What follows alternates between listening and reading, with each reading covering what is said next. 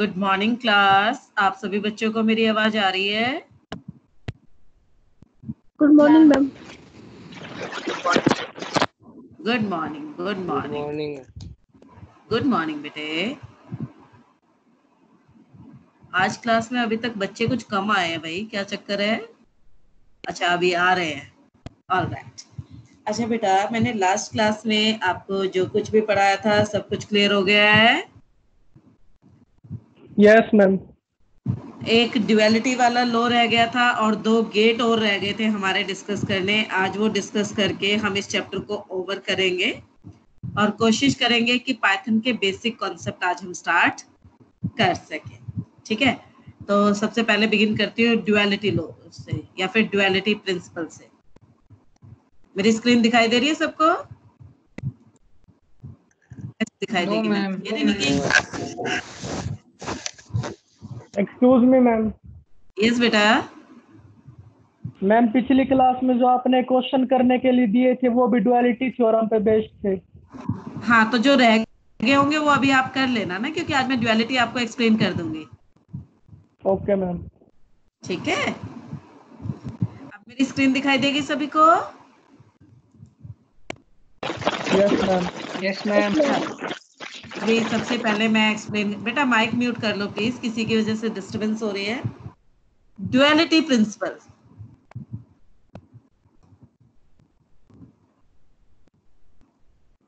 बेटा duality principle की help से we can achieve a new expression by simply changing the operators.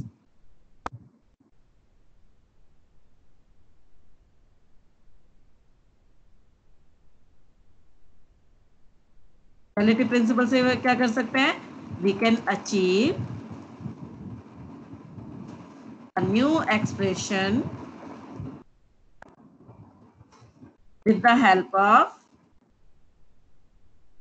new expression by simply changing operators. अब operators को कैसे change करते हैं? एंड ऑपरेटर को बेटा हम चेंज करते हैं और से, और को चेंज करते हैं एंड से। विजिबल है ना डॉट आपको? या फिर मैं वर्ड्स में लिख देती हूँ अगर आपको कंफ्यूजन हो रही है तो। एंड को किससे चेंज करते हैं? और से। और को किससे चेंज करते हैं? एंड से। जीरो को चेंज करते हैं बेटा 1 में और 1 को चेंज करते हैं 0 में। But remember one thing, duality has no impact on variable। जो आपके लॉजिकल वेरिएबल है उसमें कोई चेंज नहीं आता है। फॉर एग्जाम्पल, अगर मैं आपको एक एक्सप्रेशन दे रही हूं a and b plus a and c और कह रही हूं कि इसे ड्युअलिटी एक्सप्रेशन में कन्वर्ट करो, तो बेटा सिंपली मैंने क्या कहा? वेरिएबल पे तो इसका कोई इंपैक्ट है नहीं, तो a का तो a ही आएगा। एंड कन्वर्ट हो जाएगा किसमें? प्लस में। प्लस कन्वर्ट हो जाएगा एंड में, यानी ये एक्सप्रेशन बन जाएगा।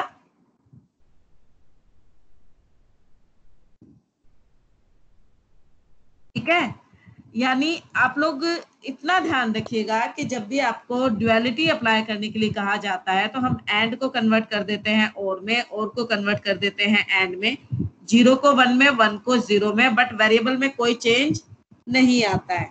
अक्सर बच्चे कंफ्यूज हो जाते हैं डी मॉर्गन के साथ और ड्युअलिटी में, क्योंकि डी मॉर्गन में भी हम क्या करते हैं? एंड को और में और को एंड में कन्वर्ट करते हैं, है ना? यहाँ पे भी वही करते हैं, लेकिन दोनों में डिफरेंस क्या है? डी मॉर्गन में तो बेटा आपका जो नेगेटिव वेरिएबल होता है, नॉट वेरिएबल होता है, वो सिंपल हो जाता है, और जो सिंपल वेरिएबल होता है वो नॉट हो जाता है, यानी वेरिएबल पे इंपैक्ट आता है। लेकिन ड्युअलिटी में वेरिएबल पे इंपैक्ट नहीं आता। मैं एक और एग्जांपल लेके दिखाती हूँ। सपोज करो मैंने कहा a and b and c plus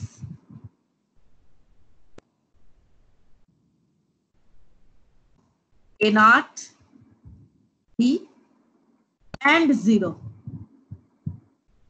plus A naught B naught 1। अब इसका मुझे ड्यूअल निकालना है, तो जरा स्टार्टिंग से बिगिन करना। वेरिएबल पे कोई इंपैक्ट नहीं आएगा। ए मेरा वेरिएबल है, एज इट इज रहेगा। बीच में एंड है, कन्वर्ट हो जाएगा प्लस में।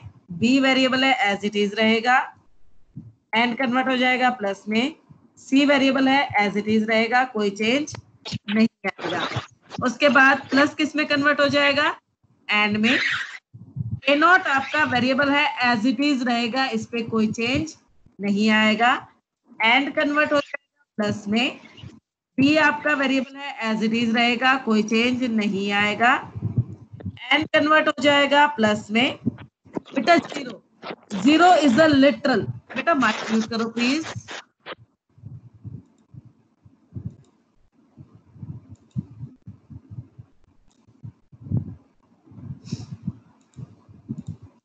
बेटा 0 जो मेरा है वो लिटरल है, वेरिएबल नहीं है। मैंने पहले ही कहा है कि 0 किस में कन्वर्ट हो जाएगा? 1 में कन्वर्ट हो जाएगा। ठीक है, अब आगे जो प्लस है वो किस में कन्वर्ट हो जाएगा? एंड में। ए नॉट मेरा वेरिएबल है, एज इट इज रहेगा, एंड कन्वर्ट हो जाएगा प्लस में। बी नॉट मेरा वेरिएबल है, एज इट इज रहेगा, एंड कन्वर्ट हो जाएगा प्लस में। 1 मेरा लिटरल है, 1 किस में कन्वर्ट हो जाएगा? 0 में। That is how we convert dual expression. बात समझ में आई बच्चों?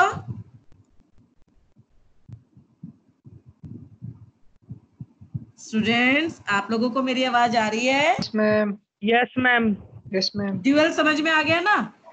Yes ma'am. Yes ma'am. अगर मैं डी मॉर्गन करती तो डी मॉर्गन में क्या होता? सपोज करो मैं वही इक्वेशन ले रही हूँ, A not B plus B not C. इस पूरी इक्वेशन का नॉट, कंप्लीट इक्वेशन के नॉट को ब्रेक करने के लिए ही तो डी मॉर्गन यूज होता है ना। तो ये क्या बन जाता है जब मैं इसे ब्रेक करती? तो ए नॉट का नॉट एंड कन्वर्ट हो जाता प्लस में। बी का नॉट प्लस कन्वर्ट हो जाता एंड में। बी नॉट का नॉट एंड कन्वर्ट हो जाता प्लस में सी नॉट। ये इक्वेशन बनती। अब इसे जब हम आगे फर्दर ड्राइव करते तो ए में नॉट से नॉट क्या हो जाता? Cancel, plus B not. And बेटा एंड में बी पे डबल नॉट है तो नॉट से not cancel, plus C not. ये आपकी इक्वेशन आ जाती। तो आप देख सकते हैं कि डी मॉर्गन पे आपका वेरिएबल पे भी इम्पैक्ट आता है। अगर इक्वेशन में आपका वेरिएबल नॉट था तो रिजल्ट इक्वेशन में आपका वेरिएबल हो जाएगा सिंपल, और अगर सिंपल था तो नॉट में। बात क्लियर है? Yes ma'am. Yes ma'am. 2 gate और बचे हैं बेटा, वो भी डिस्कस कर लेते हैं हम लोग। इसके नोट्स आप खुद बनाओगे, मैं भेजूंगी नहीं इसके नोट्स। एक है आपका एक्सओर गेट, जिसे हम एक्सओर गेट कहते हैं, एक्सक्लूसिव और। क्या कहते हैं इसे हम? एक्सक्लूसिव और। एक्सक्लूसिव और गेट में याद रखना, जब आपकी ट्रुथ टेबल में odd number of bits are true होंगे तभी रिजल्ट ट्रू होगा। In case of exclusive or, result will be true if and only if odd number of bits are true.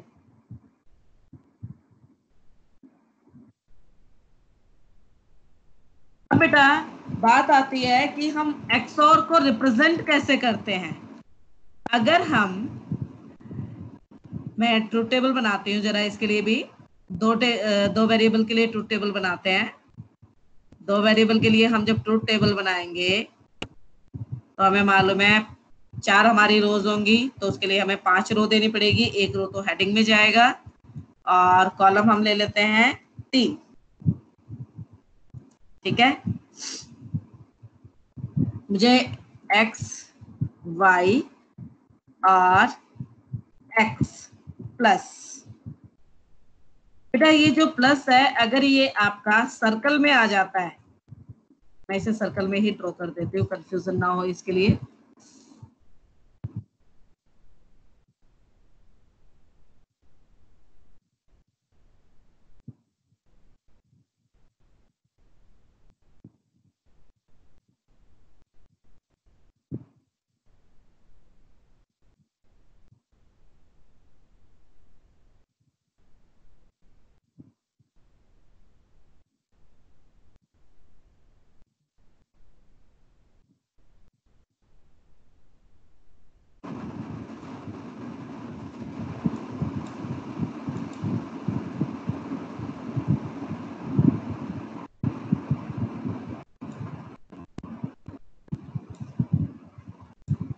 ये किसका सिंबल कहलाएगा बेटा आपका? ये सिंबल कहलाएगा एक्सोर का।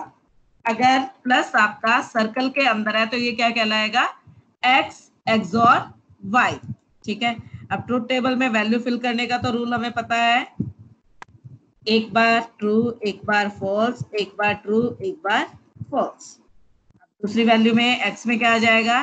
Twice true twice false. ठीक है, अब बेटा x0 y0 यहाँ पर इस एक लाइन में नंबर ऑफ 1 कितने हैं?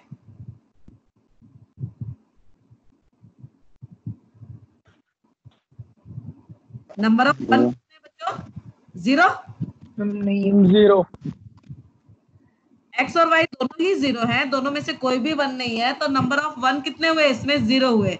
तो 0 आपका इवन होता है या ओड? Ma'am even. इवन होता है, तो इवन नंबर ऑफ बिट्स के ट्रू होने पे तो हमारा रिजल्ट 0 ही आएगा। अब दूसरी लाइन देखो 1011, तो यहाँ पे नंबर ऑफ 1 कितने हैं? 1 1 आपका ओड होता है, answer is true. Next equation में भी देखो, यहाँ पे नंबर ऑफ 1 कितने हैं? 1 इवन होता है। अब इस इक्वेशन में देखो, यहाँ पे नंबर ऑफ 1 कितने हैं? 2 इवन होता है या odd? Even. Even number of bits के ट्रू होने पे तो रिजल्ट क्या होगा मेरा? फॉल्स होगा। आई बात समझ में? That is how we calculate XOR. आई बात समझ में? अब एक्सोर का सर्किट कैसे बनता है वो दिखाते हैं आपको।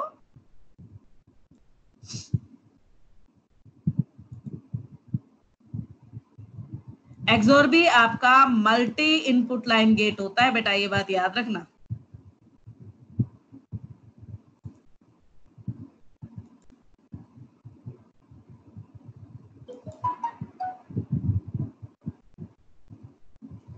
जो आपका और गेट होता है ना बेटा, उसी के आगे एक और बार लग जाता है आपका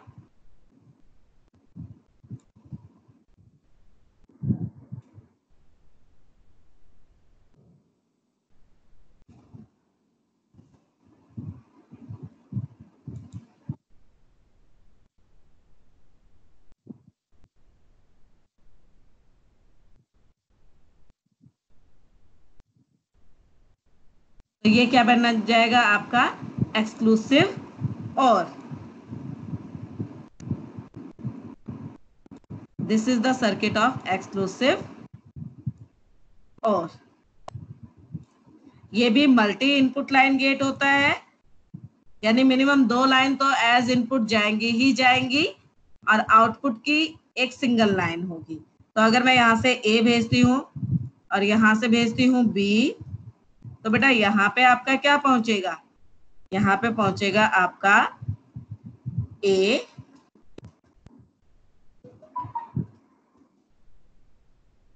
मैंने आपको ये बात समझाई है कि एक्सोर में तो प्लस किसके अंदर होता है, सर्कल के अंदर होता है। तो ये इक्वेशन आपको मिलेगी। This is the circuit of exclusive or. Is it clear? Yes ma'am. Shape का डिफरेंस समझ रहे हो ना। और जो गेट होता है यस उस मैम। एक बार लग जाता है, अगर ये बार आ जाता है तो ये आपका एक्सक्लूसिव और कहलाएगा। ठीक है, now move to last gate, that is exclusive NOR. X NOR भी कहते हैं जिसे।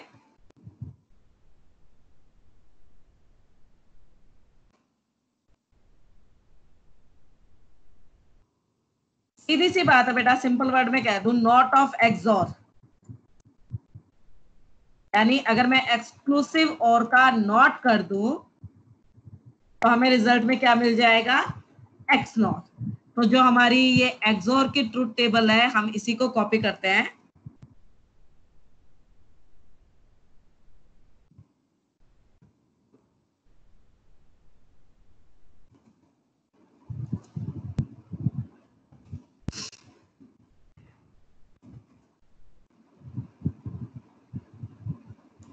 एक्सक्लूसिव और तो हमारे पास पहले से ही है, मुझे एक्सक्लूसिव और का क्या करना है, मुझे एक्सक्लूसिव और का नॉट करना है।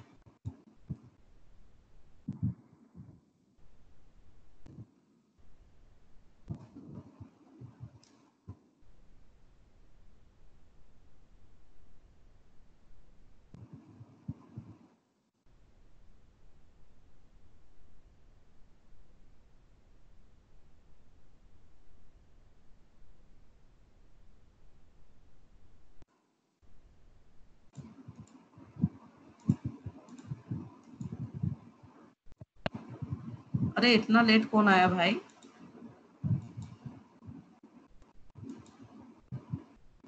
चलो कोई बात नहीं।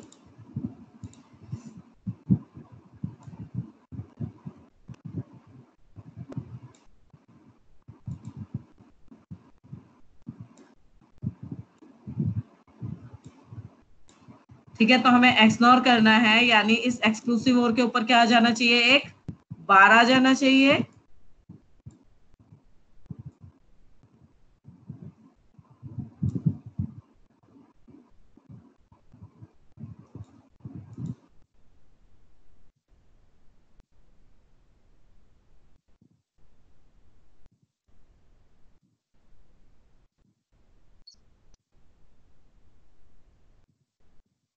आ गया इस पे बार।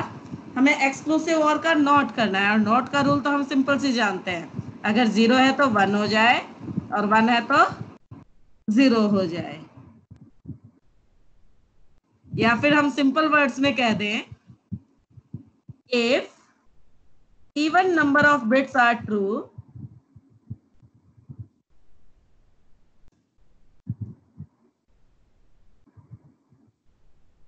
then the result will be true.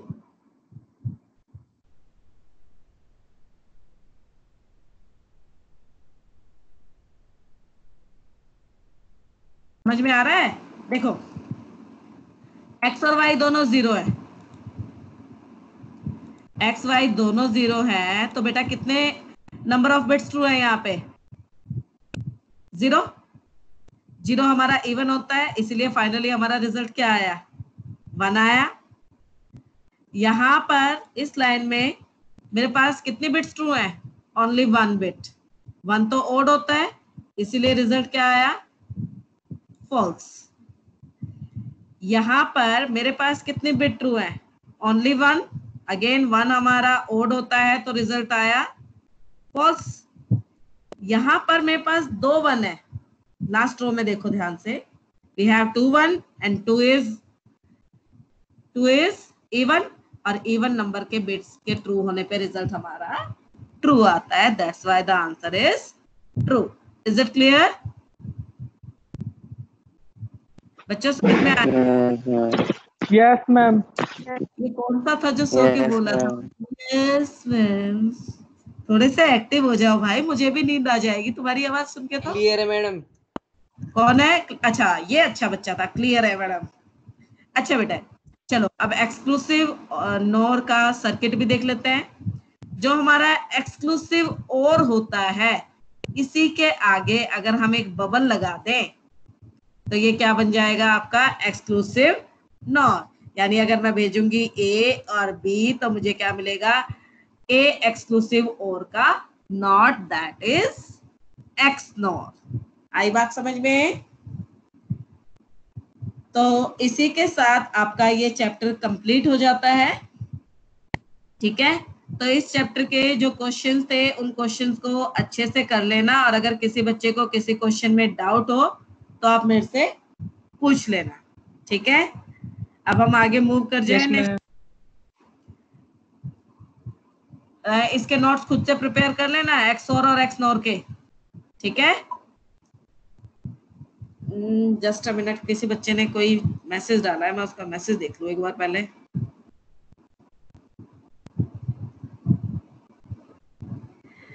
Okay Kartik, मैं आपको सारे जो अब तक मैंने पढ़ाया है उसकी जो वीडियो प्लेलिस्ट है, पूरी प्लेलिस्ट आपको भेज दूंगी। ठीक है बेटे, चलो बेटा मैम आप वो व्हाट्सएप पे सेंड कर देना। ओके बेटा, मैं व्हाट्सएप पे सेंड कर दूंगी। अच्छा बेटा, तुम लोग कंप्यूटर साइंस में यही सोच के आए थे ना कि तुम्हें प्रोग्रामिंग सीखने को मिलेगी, और आज हम अपना प्रोग्रामिंग का ही बेसिक कॉन्सेप्ट बिगिन करेंगे। मेनली यही चीज। कोई बच्चा आया है, शाश्वत।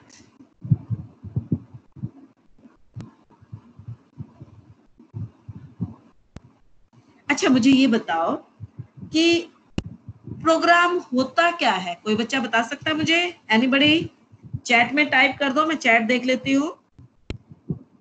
What is the programme?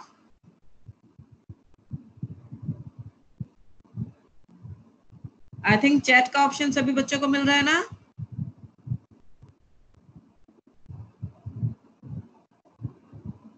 किसी को नहीं पता है what is the programme?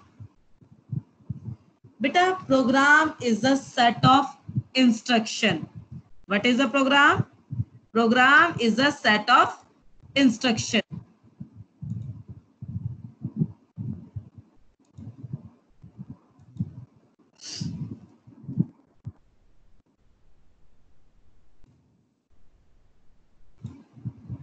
What is program? Program is a set of instruction where each instruction tell the computer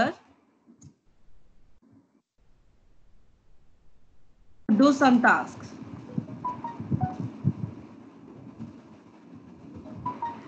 आई बात समझ में? What is the program? Now अब बात करते हैं बेटा, what is the programming language? कोई बताएगा मुझे कि प्रोग्रामिंग लैंग्वेज क्या होती है?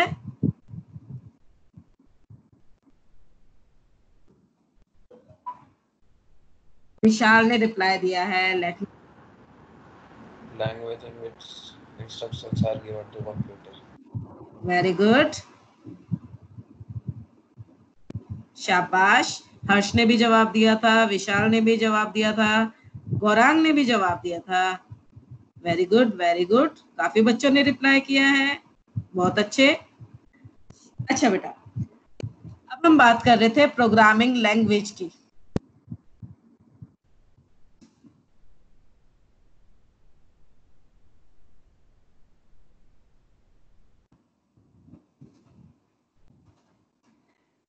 Programming language is a set of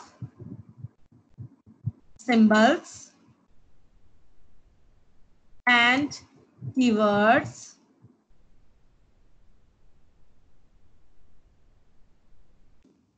which enables us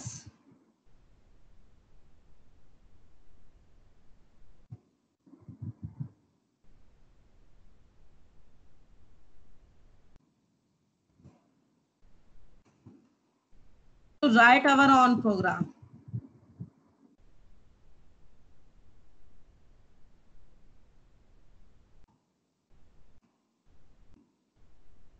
बात समझे?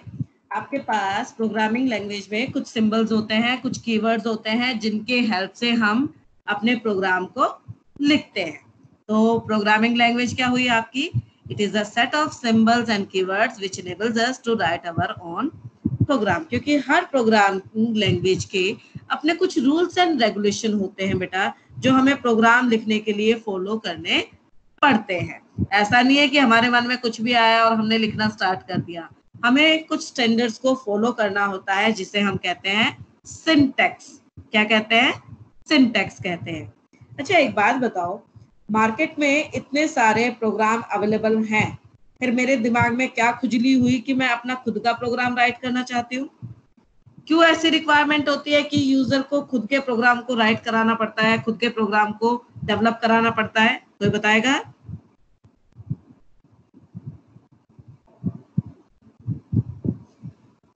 अपनी अपनी नीड के हिसाब से। बिल्कुल बेटा। देखो मार्केट में जो प्रोग्राम्स आपको रेडीमेड मिलते हैं बेटा, वो आपकी हर नीड को कंप्लीट नहीं होता, वो स्टैंडर्ड रिक्वायरमेंट को ध्यान में रख के डेवलप किए जाते हैं।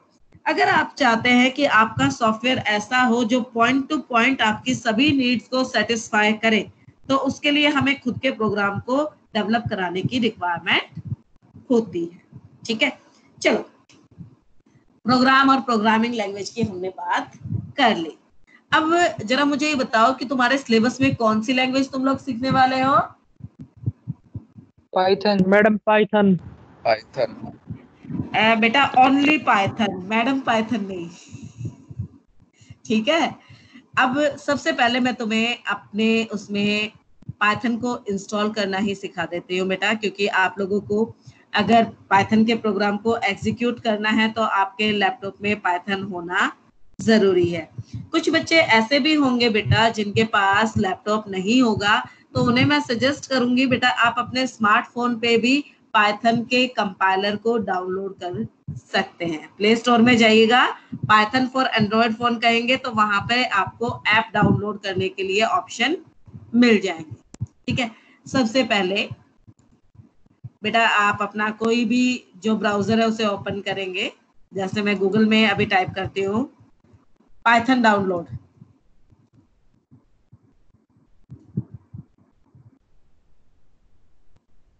ऐसे करूंगा मैम। प्ले स्टोर पे तो बहुत सारे पाइथन आ रहे हैं, कौन सा करना है? पाइथन 6। यहाँ पर आपको डाउनलोड पाइथन के ऑप्शन मिल जाएंगे। आपको लेटेस्ट वाला डाउनलोड करना है, यानी पाइथन 3.8.3। इसे जब आप डाउनलोड कर लेंगे तो इंस्टॉल का ऑप्शन आएगा और आप उसे इंस्टॉल कर लेंगे। जब आप उसे इंस्टॉल कर लेंगे तो उसके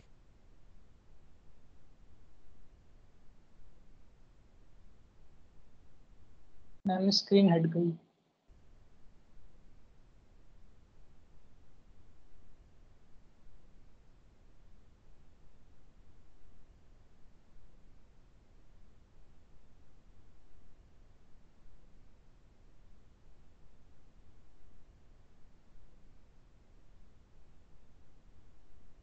हाँ बच्चे, गलती से मैंने टैब को क्लोज कर दिया है तो मुझे 2 मिनट लगेगा वापस ओपन करने में, तो आप बने रहे, कोई भी गायब नहीं होगा। ओके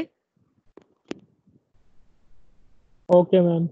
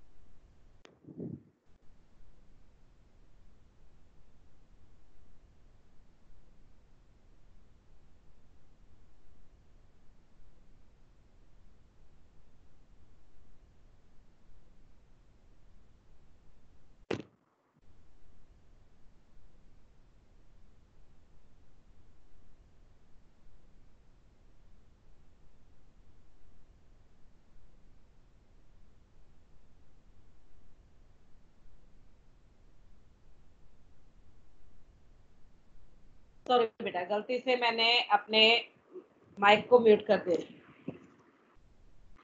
5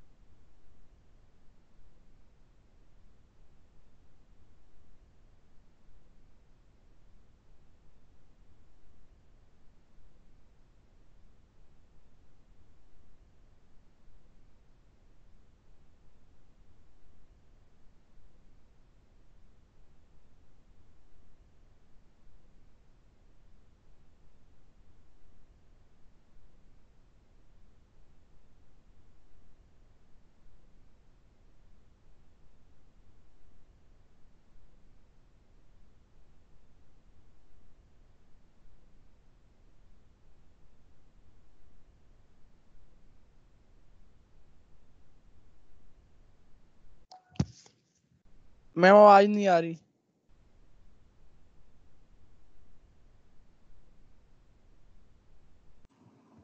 अब आ रही है? Yes ma'am. ओके बेटा। टास्क बार पे मैंने अपना आइडल का आइकन रखा हुआ है, तो मैं यहीं पे जब क्लिक करूंगी तो ये इस तरह। मैम मेरा 3.7 है, वो चलेगा? बिल्कुल चलेगा बेटा, नो इश्यू। मैंने पहले ही कर रखा था। कोई बात नहीं, चलो ठीक है। अभी जो ये आपको इस तरह से एरो दिख रहे हैं, ये इस बात का पहचान है कि ये कौन सा मोड है?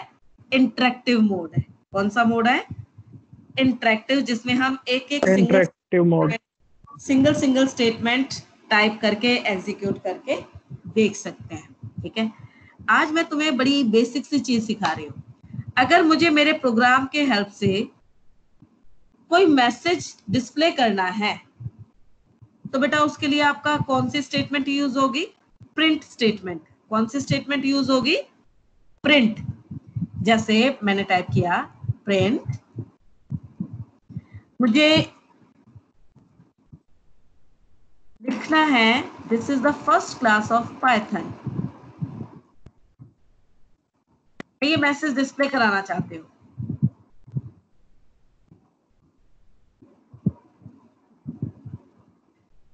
याद रखना, प्रिंट के साथ पैरेंथेसिस आते हैं और उसके अंदर जो ये मैंने मैसेज दिया है ये किस में आएगा? ये आएगा बेटा आपका डबल कोड में। और फाइनली आपका जो पैरेंथेसिस है, जो ब्रैकेट है, जो ये गोल वाले ब्रैकेट्स होते हैं, इन्हें हम क्या कहते हैं? पैरेंथेसिस कहते हैं। आपको ओपनिंग पैरेंथेसिस के कोरस्पॉन्डिंग लास्ट में क्लोजिंग पैरेंथेसिस देना पड़ेगा। और जो हमने ये मैसेज डबल कोड में लिखा है इसे हम क्या कहते हैं? स्ट्रिंग। क्या कहेंगे? String, group of character. ठीक है, अभी जब मैं एंटर की प्रेस करूंगी तो देखो आपको स्क्रीन पर मैसेज लिखा हुआ आ रहा है this is the first class of Python. मैंने आप लोगों को बात कही थी सिंटेक्स की, कि अगर हम स्टेटमेंट में सिंटेक्स को करेक्टली फॉलो करते हैं तो मेरी स्टेटमेंट सक्सेसफुली एग्जीक्यूट होगी, और अगर हम सिंटेक्स फॉलो नहीं करते हैं तो इट विल कॉज एरर। अभी देखो मैंने यहाँ पे टाइप किया this is the first class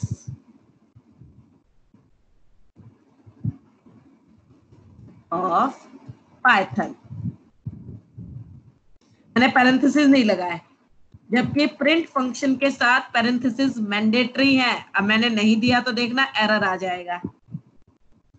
देखो ये अपनी साइड से आपको एक्सप्लेन भी करता है कि what is the problem. Syntax error, missing parenthesis in call to print, मतलब बता रहा है कि पैरेंथेसिस मिसिंग है। Just a minute, somebody is waiting in the lobby. Okay, हाँ बेटा, ये पॉइंट क्लियर हो गया आपको? Yes ma'am. प्रिंट फंक्शन का क्या काम होता है, समझ में आया? Print function is used to display the message और the output of program on screen. ठीक है, अब आप कहोगे कि मैम ये क्या, मैंने तो सामने किया, सामने के सामने मुझे दिख गया इस तरह से, तो ये कैसा प्रोग्राम है? अगर मुझे स्क्रिप्ट मोड में प्रोग्राम लिखना होगा तो आप सीधा फाइल मेन्यू में जाइए, न्यू फाइल पे क्लिक कीजिए। अब जो स्टेटमेंट मुझे रन करनी है वो सारी स्टेटमेंट मैं यहाँ पे दे देती हूँ एक साथ। मैंने कहा प्रिंट हेलो। बेटा याद रखना सिंटैक्स सही से फॉलो होना चाहिए। प्रिंट हाय, प्रिंट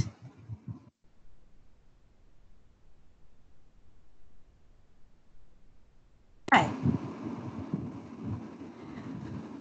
अब बेटा सबसे पहले तो आपको अपने प्रोग्राम को सेव करना पड़ेगा। मैं यहाँ पे मल्टीपल इंस्ट्रक्शन को एक साथ एग्जीक्यूट करना चाह रही हूँ, तो this is a program, complete script है।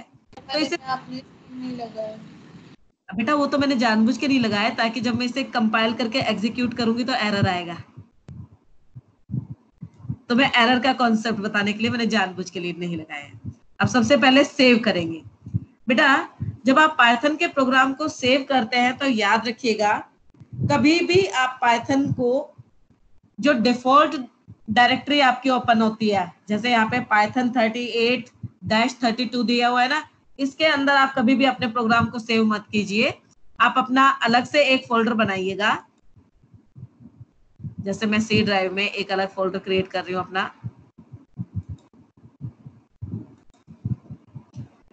पाइथन प्रोग्राम, मैं इसके अंदर अपने सारे प्रोग्राम सेव करूंगी।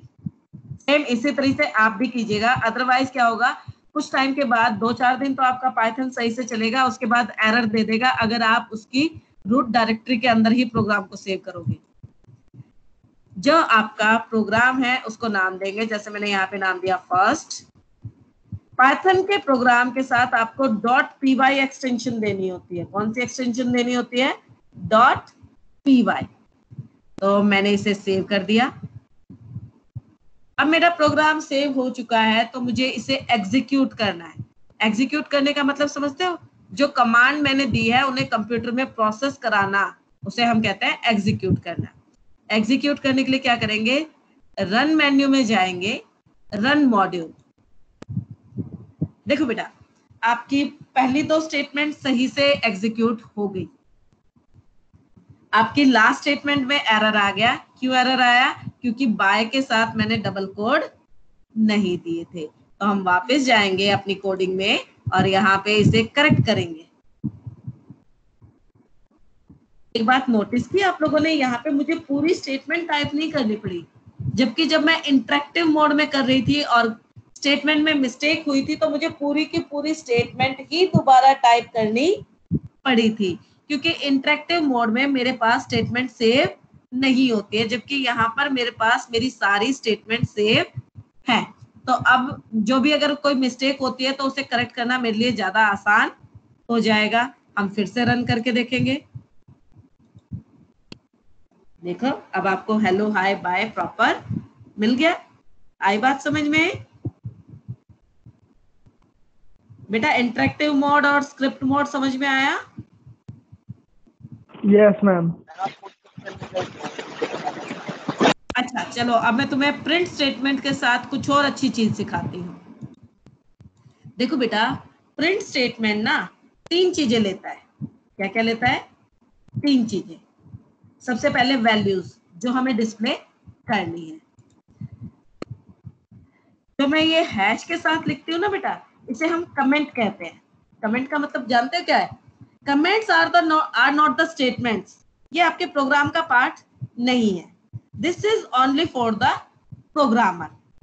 जो चीज भी हम हैश लगा के लिखेंगे वो आपका कमेंट कंसिडर होगा। उसमें अगर आप कुछ भी लिखे कोई एरर नहीं आएगा, क्योंकि वो प्रोग्राम का पार्ट नहीं है, बल्कि वो सिर्फ आपके प्रोग्रामर की हेल्प के लिए है कि वो अपनी तरफ से कुछ नोट्स यहाँ पे स्टोर कर सकता है कि मैंने ये स्टेटमेंट किस काम के लिए लिखी है, ताकि लेटर ऑन जब वो इस कोडिंग को रीड करे तो उसे आसानी से समझ सके।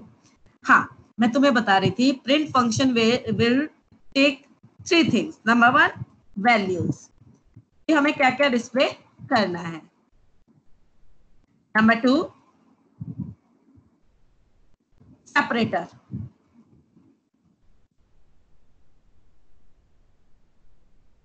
अगर मैं एक सिंगल प्रिंट स्टेटमेंट में मल्टीपल वैल्यूज को प्रिंट कर रही हूं तो उन वैल्यूज को आपस में सेपरेट करने के लिए अगर मैं कोई सिंबल देना चाहती हूं तो मैं दे सकती हूं यूजिंग सेपरेटर। और अगर कोई सिंबल नहीं देती हूं तो बाय डिफॉल्ट सेपरेटर क्या होता है आपका, लिखने के चक्कर में मत पड़ना, कल मैं प्रॉपरली आपको सब कुछ लिखवाऊंगी, क्योंकि अगर मैं सीधा सीधा लिखवाना स्टार्ट कर देती तो आप लोग कंफ्यूज हो जाते। अभी मैं आज आपको बेसिक चीजें बता देती हूँ, तो कल इनके बारे में डिक्टेट कराऊंगी, लिखवाऊंगी, तो आप लोगों को ज्यादा बेटर क्लियर हो जाएगा। And by default separator is space. इस लाइन का मतलब समझा देती हूँ। देखो बेटा, जैसे मैं हेलो कॉमा हाय 2 वैल्यू प्रिंट कर रही हूँ यहाँ पे, है ना। अभी मैंने इनके बीच में कोई सेपरेटर कैरेक्टर नहीं दिया है, तो ऑटोमेटिकली हेलो और हाय के बीच में एक स्पेस आ जाएगी। देखो मैं इसे एग्जीक्यूट करके दिखाती हूँ। देखो हेलो और हाय के बीच में स्पेस आ गई ना। लेकिन अगर मैं दो वैल्यूज के बीच में कोई अलग से सेपरेटर कैरेक्टर आए, लाइक मैं @ प्रिंट कराना चाहती हूँ इन दोनों के बीच में, तो मैं यहाँ पे क्या दूंगी, SEP। सेपरेटर के लिए क्या यूज होता है, SEP इज इक्वल टू कौन सा कैरेक्टर देना चाहती हूँ, @ कैरेक्टर देना चाहती हूँ। अब की बार आप देखना, जब मैं हेलो और हाय के साथ मैंने सेपरेटर कैरेक्टर दिया है तो इन दोनों वैल्यूज के बीच में क्या प्रिंट होगा, @ सिंबल प्रिंट होगा।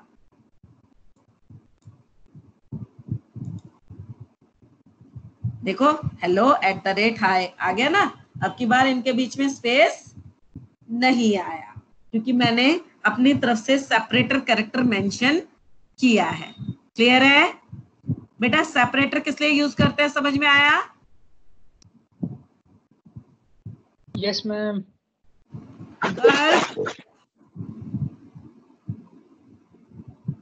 अरे क्या है, उन्हें समझ में आया कि नहीं आया? Yes ma'am. Yes ma'am. Yes ma'am. सारे कबूतर बोल रहे हैं, चिड़िया एक आधी बोली है। ठीक है ना। जो थर्ड थिंग होती है जो हम मेंशन करते हैं प्रिंट स्टेटमेंट के साथ, दैट इज एंड कैरेक्टर। अगर हम कुछ भी नहीं देते हैं तो बाय डिफॉल्ट एंड कैरेक्टर क्या होता है,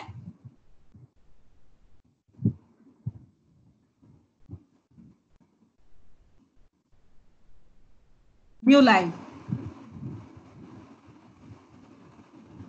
देखो मैं मल्टीपल प्रिंट स्टेटमेंट दे रही हूँ, सारी की सारी वैल्यू आपकी अलग अलग लाइन में जा रही है, खुद ब खुद जा रही है ना।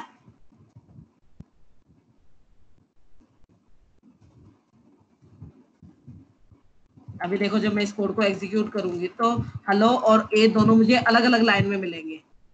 देखो यहाँ पे बता भी रखा है ना इसने, देखो प्रिंट के साथ में आपको जैसे मैंने प्रिंट टाइप किया है उसका बता रहा है वैल्यूज। सेपरेटर खुद से बाय डिफॉल्ट क्या है, स्पेस है, और end is equal to /n दिया हुआ है। That means by default statement को एग्जीक्यूट करके कर्सर कहाँ पे चला जाएगा, नेक्स्ट लाइन पे। देखो हेलो और ए दोनों अलग अलग लाइन में प्रिंट हुए हैं। ठीक है, अगर मैं अपनी तरफ से एंड कैरेक्टर देना चाहूँ, मैं चाहती हूँ कि मेरी मल्टीपल स्टेटमेंट जो हैं वो सिंगल लाइन में ही प्रिंट हो, अलग अलग लाइन में प्रिंट ना हो, तो उसके लिए मुझे यहाँ पर एंड कैरेक्टर मेंशन करना पड़ेगा। एंड इज इक्वल टू, अब की बार मैंने end is equal to space दे दिया है।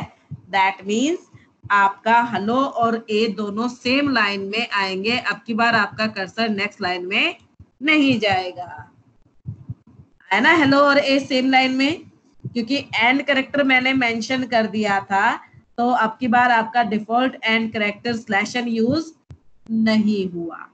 ठीक है बच्चों, आपको ये समझ में आ गया है कि प्रिंट फंक्शन हम कैसे यूज करते हैं और प्रिंट के साथ हम क्या क्या देते हैं। 3 टाइप्स। Yes ma'am. एंड वाला दोबारा बता दो। एंड वाला। चलो तुम्हें अभी थोड़ा क्लियर नहीं हुआ होगा, मैं सिंबल डाल देती हूँ। मैंने यहाँ पे एंड में हैश दे दिया। अब क्या होगा, अगर मैं ये हैश नहीं देती तो बाय डिफॉल्ट की क्या कंसीडर होता, स्लैशन। और स्लैशन का मतलब क्या होता है, नेक्स्ट लाइन। यानी हेलो प्रिंट करते ही ये आपके आउटपुट स्क्रीन के कर्सर को कहाँ पे मूव कर देगा, अगली लाइन में। लेकिन मैंने यहाँ पर हैश दे दिया एज एंड कैरेक्टर, तो ये क्या करेगा, हेलो प्रिंट करने के बाद हैश प्रिंट करेगा और कर्सर उसी लाइन में रहेगा। ठीक है, यानी अगली जो प्रिंट स्टेटमेंट है वो with in the same line value print करेगी, डिफरेंट लाइन में वैल्यू प्रिंट नहीं करेगी।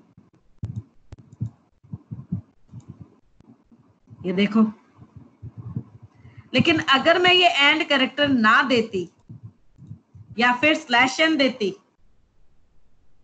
क्योंकि इसका डिफॉल्ट न्यू लाइन कैरेक्टर है, तो आप देखोगे हेलो को प्रिंट करके कर्सर कहां चला जाएगा, नेक्स्ट लाइन में। यानी हेलो और ए दोनों सेपरेट लाइन में आएगा। दिख रहा है नीचे आउटपुट? Yes ma'am. आप क्लियर हुआ? Yes ma'am. Yes ma'am. Okay बेटा, अभी हमने सीखा कि हम यूजर को मैसेज ये किस तरह से डिस्प्ले करते हैं। क्योंकि हमारे प्रोग्राम का जो एग्जीक्यूशन होता है उसमें 3 मेन पार्ट होते हैं। सबसे पहले input part, output part, process part. अब मैंने सबसे पहले आपको कौन सा पार्ट सिखाया, आउटपुट पार्ट। यानी यूजर को हम अपनी तरफ से मैसेज किस तरह से कम्युनिकेट करते हैं। ठीक है, अगर मुझे रिजल्ट दिखाना है तो हम कैसे दिखाएंगे, with the help of print function.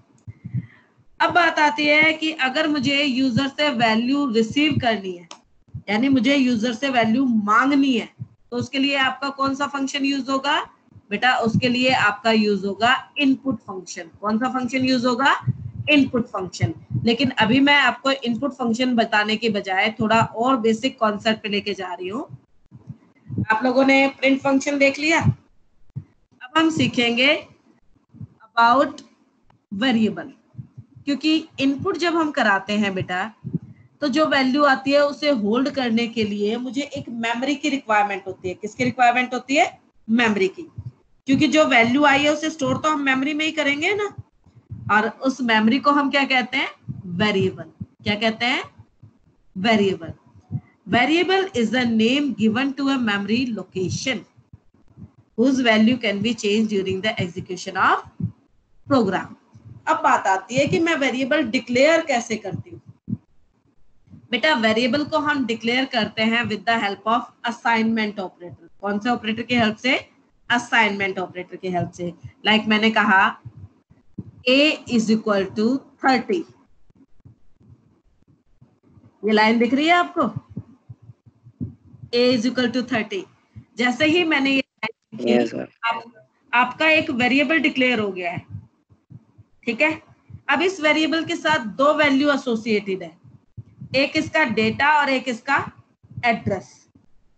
इसका डेटा क्या है, 30, वो तो मुझे दिख रहा है क्योंकि मैंने उसे असाइन किया है। अब मैं अगर ये जानना चाहूं कि इस ए का एड्रेस क्या है, तो उसके लिए आपका फंक्शन यूज होगा आईडी। कौन सा फंक्शन यूज होगा, आईडी। मैंने कहा आईडी ए, आप देख रहे हो ये नंबर आ रहा है, this is the address of A. यानी अभी एट प्रेजेंटली आपके ए के साथ 2 वैल्यू एसोसिएटेड है, एक उसका डेटा और एक उसका एड्रेस। बेटा डेटा क्या है इसमें आपका, जो मैंने असाइन किया था, यानी कि 30, और एड्रेस है वो मेमोरी लोकेशन जहां पर ये 30 स्टोर है। ठीक है, अगर मैं नॉर्मली ए कहूं तो ये प्रिंट करेगा वैल्यू, और अगर मैं आईडी ए कहूंगी तो ये प्रिंट करेगा इसका एड्रेस। इतनी बात क्लियर?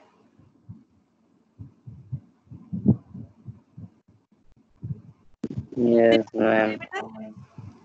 अच्छा, अब हम अपने प्रोग्राम में कुछ कैलकुलेशन भी करते हैं। अब कैलकुलेशन हमारी अलग अलग टाइप की होती है। कुछ अर्थमेटिकल कैलकुलेशन होती है, मैथमेटिकल कैलकुलेशन आप लोगों ने की है ना, मैथ में पढ़ा ना, plus minus into divide. Yes ma'am. यहाँ पर भी कैलकुलेशन करने के लिए आपके सिंबल्स यूज होते हैं, अलग अलग तरीके के सिंबल यूज होंगे आपके अलग अलग कैलकुलेशन के लिए। सपोज करो मुझे 50 प्लस 60 करना है, तो आपका कौन सा ऑपरेटर यूज हुआ? प्लस ऑपरेटर यूज हुआ, ठीक है। अगर मुझे 40 माइनस 80 करना है, माइनस सिंबल यूज हो गया। मल्टीप्लिकेशन के लिए कौन सा सिंबल यूज होगा? स्टार।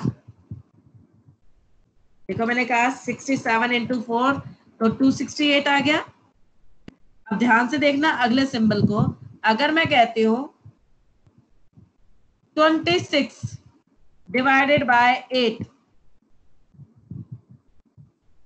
3.25, यानी डिवीजन वाला जो ये सिंबल है ये आपका कंप्लीट डिवाइड करता है up to the decimal points, या फिर आप कह सकते हैं कि जो ये स्लैश है ये आपको फ्लोट में रिजल्ट देता है। फ्लोट से क्या मतलब है? Number with fraction. अगर नंबर विदाउट फ्रैक्शन होता है तो उसे हम क्या कहते हैं? इंटीजर। जैसे मैंने 26 दिया है, 26 नंबर विदाउट फ्रैक्शन है तो उसे हम क्या कहेंगे? इंटीजर नंबर कहेंगे। लेकिन अगर आपके पास पॉइंट में नंबर है तो उसे हम क्या कहेंगे? Float number. आप देख सकते हैं 3.25 आपका डेसिमल नंबर है तो इसे हम क्या कहेंगे? फ्लोट नंबर कहेंगे। अगर मैं चाहती हूं कि डिवीजन हो बट फ्रैक्शन में आंसर ना आए, विदाउट डेसिमल जो आंसर है वो आए, तो उसके लिए हमारा यूज होता है डबल स्लैश।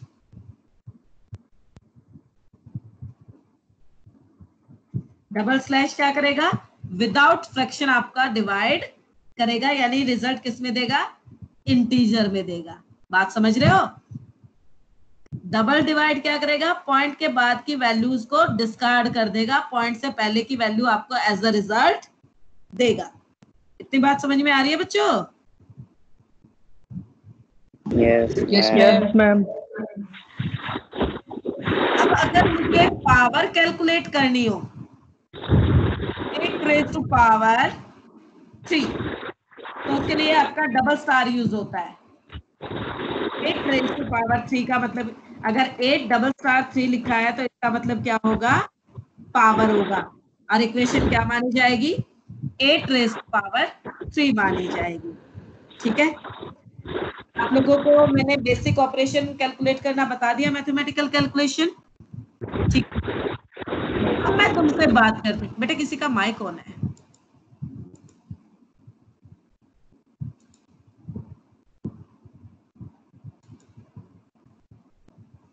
हाँ बेटा, मैंने आप लोगों को सिंपल कैलकुलेशन करना बता दिया है। ठीक है, अब हम बात करते हैं कि अगर मुझे एक कंप्लीट प्रोग्राम लिखना है जिसमें मैं दो नंबर्स का सम कराऊं, तो वो हम कैसे करेंगे? देखो बेटा, जब भी आपको प्रोग्राम बनाने के लिए कहा जाता है तो ऐसा नहीं है कि आप आंख बंद करके शुरू हो जाएंगे। आप पहले ये सोचिए कि आपको अपने प्रोग्राम से आउटपुट क्या चाहिए। मुझे दो नंबर का सम करना है तो मेरा आउटपुट क्या होगा? सम। अब इस आउटपुट को कैलकुलेट करने के लिए मुझे वैल्यू इनपुट क्या चाहिए? मुझे वो दो नंबर चाहिए। सबसे पहले क्या डिसाइड करेंगे? आउटपुट।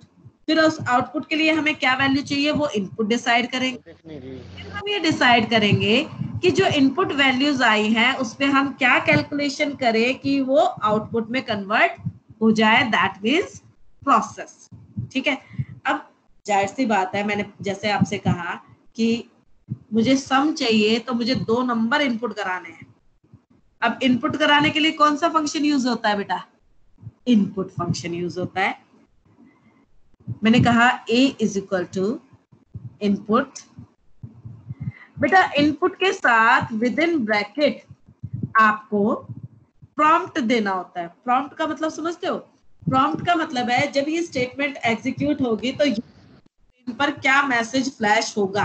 अब आप यूजर से एक नंबर डलवाना चाहते हो तो आप उसे बोलोगे ना कि एंटर नंबर,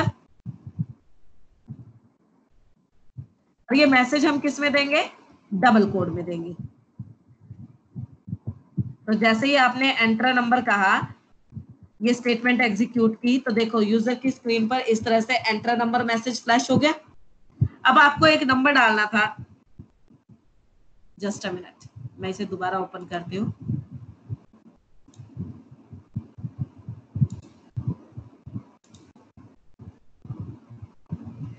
हाँ, मैंने कहा a is equal to input enter number. बेटा याद रखिए इनपुट के साथ भी आपके पैरेंथेसिस आए हैं और जो ये प्रॉम्प्ट है ये भी हमने किस में टाइप किया है, डबल कोड में टाइप किया है, because it is string. Double quote में हम किसको देते हैं, ग्रुप ऑफ कैरेक्टर यानी स्ट्रिंग को। अब देखो एंटर नंबर आया और उसके सामने ही आपका कर्सर ब्लिंक कर रहा है, यानी ये नंबर के लिए वेट कर रहा है। मैंने टाइप किया 678।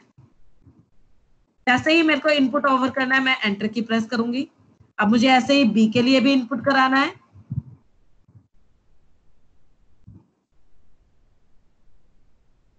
इससे मुझे इनपुट स्टेटमेंट देनी पड़ेगी।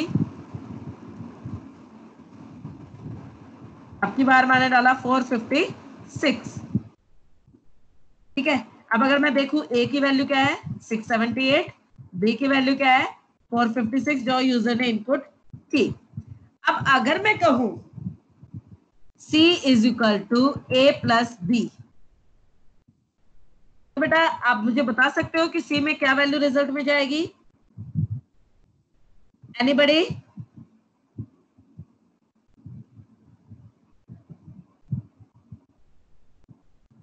कोई भी बच्चा नहीं बताएगा कि सी में क्या रिजल्ट जाएगा? 1134 M1134 1134। और मैं कहती हूँ कि आपका जवाब है गलत। देखो जब मैं सी को करती हूँ तो मुझे आंसर में क्या मिल रहा है 678456। अब आप कहोगे कि मैडम ये तो प्लस का ऑपरेशन ही गलत कर रहा है, प्लस में तो हमारा सम हो जाना चाहिए जबकि ये सब नहीं कर रहा है।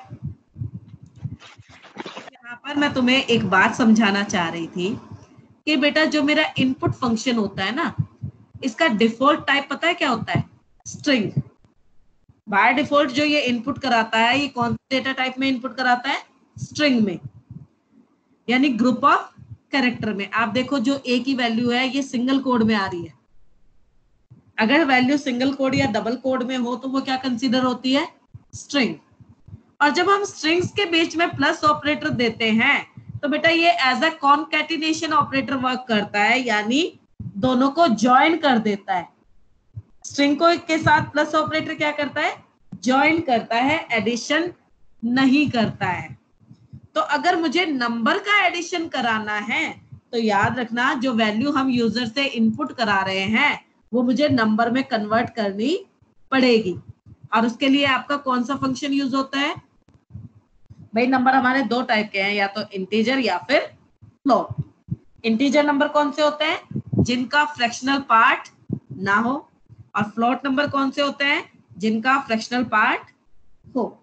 तो अगर मुझे जो इनपुट फंक्शन में वैल्यू आई है वो नंबर में कन्वर्ट करनी है तो मैं या तो उसे इंट फंक्शन के अंदर दूंगी या फिर इसके अंदर दूंगी, या फिर उसे मैं दूंगी फ्लोट फंक्शन के अंदर। अब देखो मैंने अगर मैं कहती c is equal to int within bracket a plus int within bracket b, अब इस स्टेटमेंट का क्या मतलब होता है बेटा, जो मैंने स्टेटमेंट लिखी है इसका मतलब है a के अंदर जो वैल्यू आई है वो पहले किस में कन्वर्ट हो, इंटीजर में। सेम ऐसे ही b में जो वैल्यू आई है वो पहले किस में कन्वर्ट हो, इंटीजर में। अब जब आप उसे प्लस करोगे, एक मिनट रुको बेटा,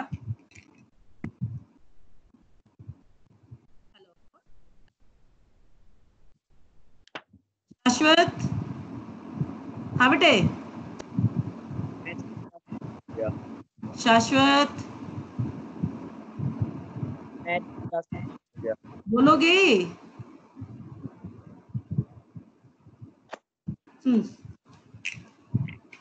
हाँ बेटा, तो अब ये क्या होगा, क्या बेटा, मैथ की क्लास स्टार्ट हो गई, मैथ की क्लास स्टार्ट हो गई है।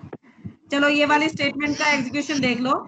अब आपको दोनों नंबर का सम मिलेगा अगर मैं सी कहती हूँ तो, क्योंकि अब हमने उसे इंटीजर में कन्वर्ट कर दिया था। ठीक है, तो बेटा आज की क्लास यहीं पे ओवर करते हैं। कल मैं आपको इससे रिलेटेड नोट्स भी एक्सप्लेन करूंगी। ठीक है, तो टाइमली आ जाइएगा। Okay, now you can leave, bye.